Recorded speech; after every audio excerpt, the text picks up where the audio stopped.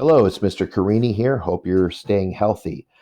I'm going to be talking today about the AP Literature Prose rubric. It's changed. You know the 9 point system, it's changed to a 6 point system. And in my opinion, everybody in my classroom has the ability to get at least a 5 or a 6 on this essay. So, what do you do to get the 6 points? The first point that you can get is in regards to the thesis.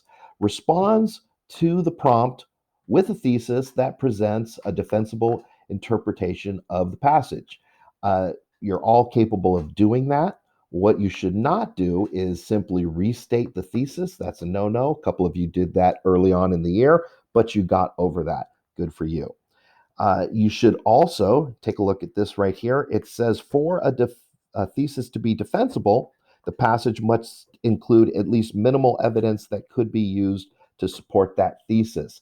That simply means that you're mentioning that the author has done this through the use of, and then whatever the three things that they've used.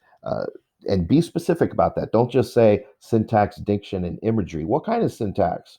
What kind of imagery? Let me know. That's 1 point. Another 4 points can be had in the next category: evidence and commentary.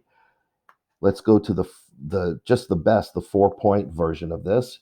You provide evidence, specific evidence, to support all claims in a line of reasoning, and your commentary consistently explains how the evidence supports the line of reasoning. You came into senior year already knowing how to do this.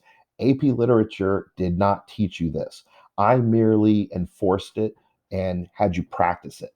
What did I teach you in AP Lit? I taught you this: explains how multiple literary elements or techniques in the passage contribute to its meaning. That's talking about the syntax, the diction, the imagery, or auxesis, or consonants, or hyperbole, or irony, any of those things that I've been teaching. And you have to do it multiple times. Well, if you're only doing it once or twice, then you're risking getting 3 points out of 4. If you don't do it at all, then you're risking getting 2 points. But every one of you has the ability to do this.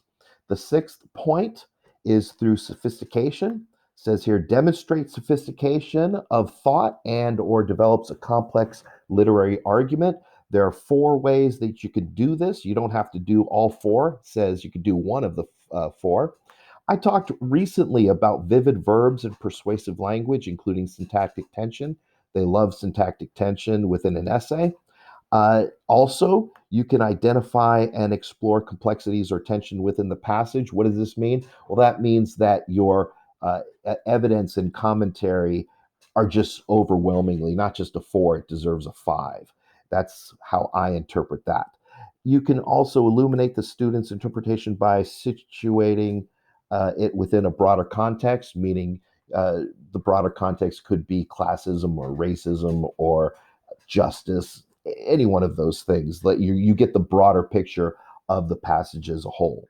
The other thing, accounting for alternative interpretations of the passage, I did that briefly in my essay I showed you from Peregrine Pickle, where I talked about the word sir and how, while most people interpret it as mocking, I gave an alternate interpretation.